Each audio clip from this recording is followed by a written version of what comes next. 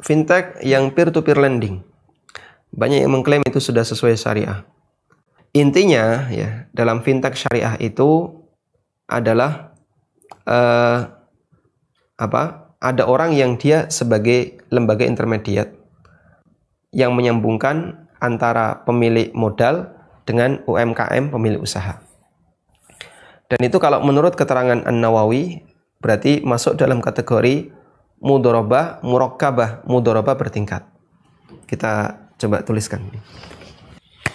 Jadi kita bicara tentang finance teknologi, fintech, di mana dalam fintech terutama yang peer-to-peer lending ya, dia pada hakikatnya adalah mengumpulkan masyarakat investor,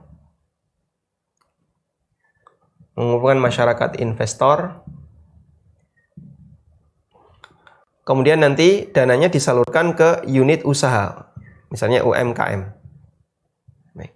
Berarti fintech di sini posisinya sebagai apa? Lembaga intermediate, pertengahan. Masyarakat investor, mereka menyalurkan dananya melalui fintech. Setelah fintech ini memaparkan beberapa proyek yang mau dilaksanakan oleh UMKM. Sehingga fintech dia tidak punya unit usaha real. Fintech bukan developer, fintech bukan produsen, fintech bukan perusahaan manufaktur, dan seterusnya. Dia hanya menyalurkan, lalu disalurkan ke UMKM yang sudah bekerja sama dengan fintech tersebut. Ada developer, ada manufaktur, ada perusahaan yang lainnya, dan banyak lagi. Nah, berarti di sini yang terjadi adalah mudharabah murakkabah, mudharabah bertingkat. Mudharabah bertingkat. Nah,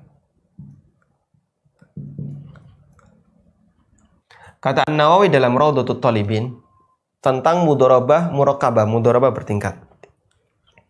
Dan ini saya kutip di buku saya Pengantar Permodalan dalam Islam.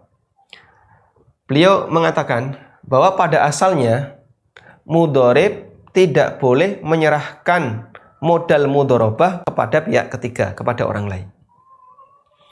Jika mudharib melakukan itu tanpa seizin sahibul mal, ini kalau kita tulis jadinya statusnya kan kayak gini ya. Ini sahibul mal, ini mudharib ya, mudharib satu. Pada asalnya mudharib tidak boleh menyerahkan modal dari sahibul mal artinya pemodal, kepada mudharib yang lain. Kenapa? Ya karena itu amanah yang diberikan kepada mudharib A. Kok mudharib A serahkan ke B, itu kan berarti dia menyerahkan amanah ke orang lain. Sama seperti misalnya, saya percaya sama Rudi. Rudi ini orangnya rajin, ulet, jujur. Tapi dia pengangguran. Akhirnya saya kasih modal kepada Rudi. Rudi, ini ada uang 10 juta. Saya kasihkan ke kamu, tolong gunakan untuk usaha. Berarti saya percaya ke siapa? Ke Rudi. Kok Rudi ternyata serahkan ke Adi. Nah saya belum tentu percaya sama Adi. Saya nggak kenal Adi. Saya nggak ngerti Adi itu siapa. Kemudian portofolio gimana, saya nggak ngerti. Kalau Rudi saya percaya. Maka kalau Rudi menyerahkan modal itu ke Adi, itu dianggap oleh An-Nawawi pelanggaran amanah. Nggak boleh kayak gitu. Kecuali jika saya mengizinkan Rudi untuk menyerahkan ke Adi. Paham ini ya? Baik. Sehingga kalau tanpa izin nggak boleh. Karena itu pengalihan amanah. Dan masyarakat investor percaya sama fintech. UMKM saya belum kenal, saya nggak ngerti. Ini kan legal ya. Bahkan dia diawasi OJK dan seterusnya. Anda percaya? Taruh situ. Tapi fintech menyalurkan ke UMKM. Nah ini saya nggak ngerti nih. Ini bisa dipercaya atau tidak? Portofolinya gimana? Saya nggak ngerti. Baik.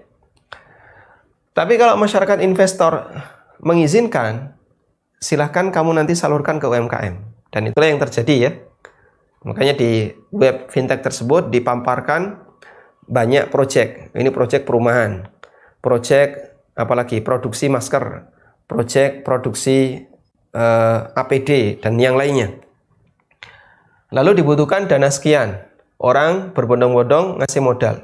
Berarti masyarakat investor sudah tahu dana itu nantinya akan disalurkan ke UMKM atas informasi yang disampaikan oleh fintech. Berarti posisi fintech di sini bukan lagi mudhorib, tapi dia sebagai wakil. Ya.